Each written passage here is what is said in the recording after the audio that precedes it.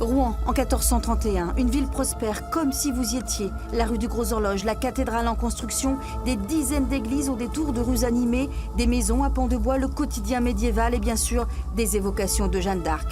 Tout y est, ou presque. Des scènes historiques, symboles de la capitale rouennaise, l'exposition que le Panorama attendait depuis sa création.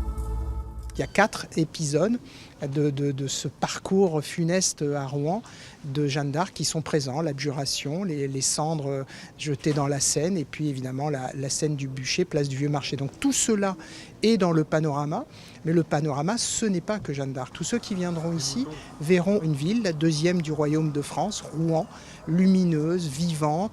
Il y a des centaines de figurants qui sont pris en photo, il y a des effets de lumière, des effets sonores très spectaculaires.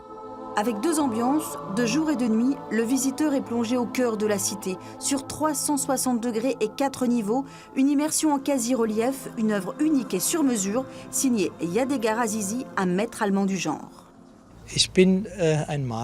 Il n'y a pas d'astuce technique, si vous voulez. Je peins. En fait, je suis un peintre, même si parfois on peut ne pas avoir cette impression, mais je peins avec les moyens de mon époque. Et il est vrai que je compose tous les éléments de cette œuvre. Et j'apporte ensuite, une fois que j'ai composé le tout, j'apporte la lumière, l'espace, je vais souligner certains éléments, enlever d'autres peut-être, puis travailler sur la chaleur, des couleurs et tout ça. Mais ça reste vraiment une peinture, je dis vraiment que c'est une peinture. 3 ans de travail, 50 000 photographies, dessins et peintures auront été nécessaires à l'artiste pour venir à bout de son œuvre.